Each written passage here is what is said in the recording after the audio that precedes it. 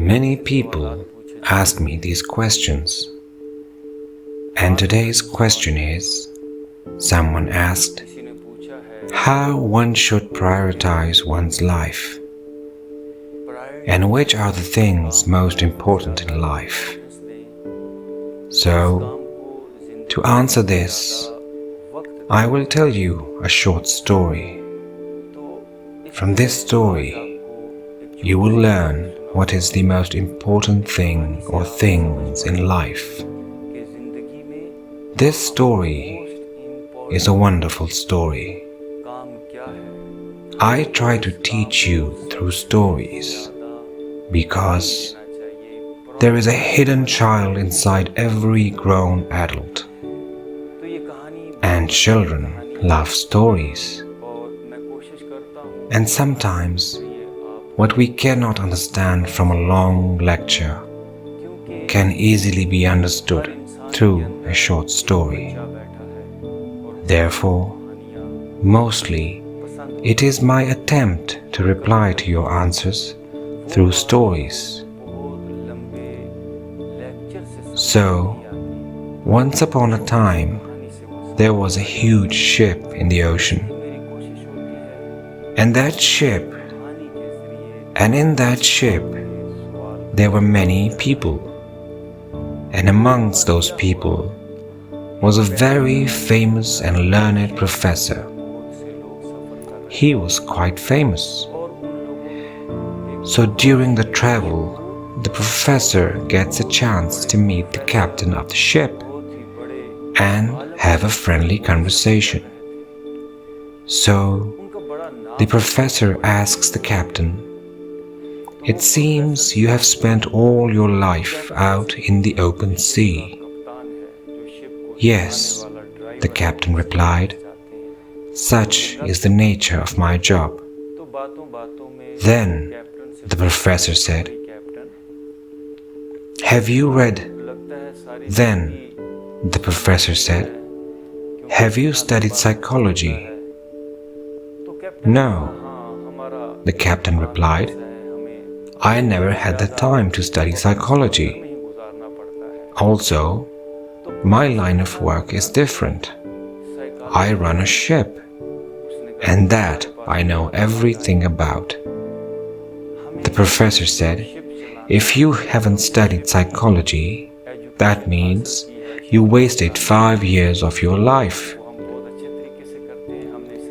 The captain got a little worried. How can it be? He knew the professor quite well and knew that he was a very learned man and had great respect in the society. As the captain was reflecting on his life, the professor asked another question. "Have you studied anthropology?" Anthropology is the study of human behavior. "No," the captain replied, "I didn't have the time to study that either." "Well then, you have wasted another 5 years of your life," said the professor. And the captain got a little more worried. Could it be possible that I wasted 10 years of my life? He pondered. As he was pondering, the professor asked the third question. "Have you studied biology?" "No," the captain replied. "I have told you that I studied and spent my entire life learning how to run this ship. What do I have to do with biology?" The professor said, "Then you wasted another 5 years of your life." And like this, the professor asked a few more questions and came to the conclusion that the captain wasted half of his life in the ocean, being the captain of that ship. The captain was quite upset with himself, and he asked himself, "Is it possible that I wasted half of my life?" As he was thinking, a storm broke out in the ocean, and huge waves started crashing against the ship. The whole ship was rocking on the waves like a cradle. Suddenly, something struck the captain. He asked the professor, "Professor, do you know how to swim?" "No," the professor replied. Then the captain said, "Today you have wasted your entire life because the ship is sinking, and only those who know how to swim shall survive." Why did I tell you this story? We do many things in life.